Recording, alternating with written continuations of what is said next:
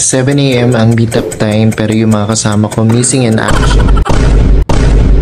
Itong si Sky galing pa ng work. Ito namang si Kim late talagang dumating. Tapos itong si Kim pala mas maaga pa pala sa akin. Dahil late na kami nakapag-start, nag-grab na lang kami pa Buendia. Palagay niyo sa likod yun. Good morning po. Welcome to Grand Ride.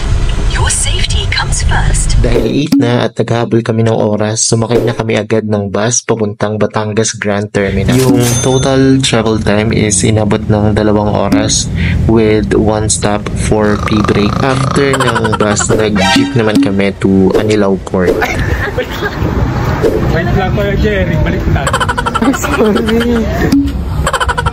Di bale, natagalan kami dito kasi need punuin ng jeep. Yung travel time naman is 1 oras. Pagbaba sa Anilao Port, nag-register kami agad and then nagbayad for the tickets. 21.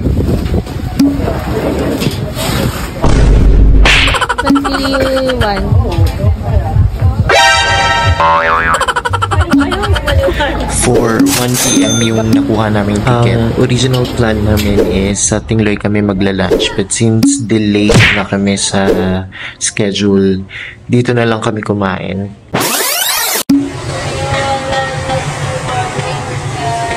Oh no!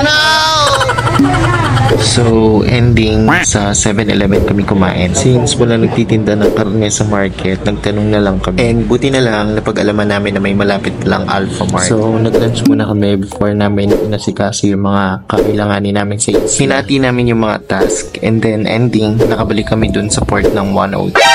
Surprisingly, nalaman namin na on board na pala mga kasama namin dun sa ferry. And kami na lang yung hindi pa nakakasakay. Oh no! Ay, kailangan pa po palitan. So, yung trip nag-start as soon as nakasakay kami, and then yung travel time naman is around 30 minutes. Pagdating namin sa Tingloy Port, nag-register kami ulit as walk-in. Yes, wala pa kami accommodation.